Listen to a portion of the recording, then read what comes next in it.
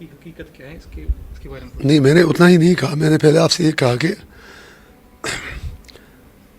یہ کوئی ڈکی چھپی بات نہیں. عمر عبداللہ صاحب نے اب اپنی پارٹی کے ساتھ ہاتھ ملایا ہے. سٹیٹمنٹ آپ نے بھی دیکھا ہوگا. اپنی پارٹی کے جو سینئر لیڈر ہیں منتصر محی الدین جو بڑگام سے الیکشن لڑ رہے تھے, انہوں نے اوپنلی عمر صاحب کو سپورٹ کیا. تو ہم یہ ایکسپیکٹ کر رہے تھے کہ عمر صاحب کہیں گے کہ انہیں اپنی پارٹی کا سپورٹ قبول نہیں ہے. عمر صاحب نے اپنی پارٹی کا شکریہ ادا کیا سپورٹ کرنے کے لیے. کل تک تو اپنی پارٹی کو بی ٹیم بی جے پی کی بتا رہے تھے. اس سے دنیا کو اب سمجھ آنا چاہیے کہ عمر عبداللہ کتنا جھوٹ بول رہے تھے. اوروں کو بی ٹیم کہہ کر خود اب اوپنلی الطاف بخاری صاحب کے ساتھ ملے. میں الطاف بخاری کو بی ٹیم نہیں کہتا ہوں, لیکن عمر عبداللہ صاحب سے کہتا ہوں کہ آپ ہی نے کہا الطاف بخاری بی ٹیم ہے. اور میرے پاس معتبر ذرائع سے خبر ہے کہ پچھلے 2 دن سے عمر صاحب اور سجاد صاحب آپس میں مل رہے ہیں, ایک انڈرسٹینڈنگ کر رہے ہیں تاکہ نارتھ کشمیر میں آپ کم از کم جو اے آئی پی کی سونامی ہے اس کو روکا جا سکے. لیکن میں آپ کو دعوے سے کہوں گا کہ وہ ایسا کچھ نہیں کر پائیں گے.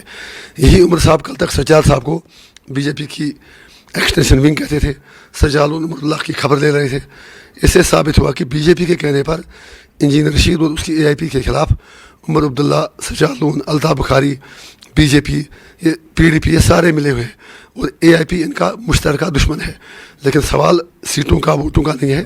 کم از کم جو عمر عبداللہ اب تک گمراہ کر رہا تھا کشمیری کو, یہ کیا کر کہ انجینئر رشید بی جے پی کے ساتھ ملا ہوا ہے.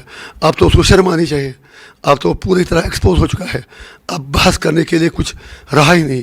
اب یہ بحث بند ہونی چاہیے کہ بی جے پی کی بی ٹیم کون ہے. اب ثابت ہوا کہ بی جے پی کی بی ٹیم عمر عبداللہ ہے, سجاد لون ہے, الطاف صاحب ہیں اور پی ڈی پی ہے. آج کمپیننگ کا بھی لاسٹ ڈے تھا, تو اوورآل کیا لگتا ہے؟ ہم بہت زیادہ سیٹسفائڈ ہیں. آپ نے کل دیکھا ہوگا بیرو میں, بڑگام میں رات کے 12:30 تک لوگ ہمارے ساتھ جڑے تھے, اور انشاءاللہ بہت اچھا رزلٹ ہوگا. میری بھی لوگوں سے یہی گزارش ہے. آج میری بڑگام میں بھی کہا کہ آپ نہ شیعہ ہو کر نہ سنی ہو کر ووٹ ڈالیں.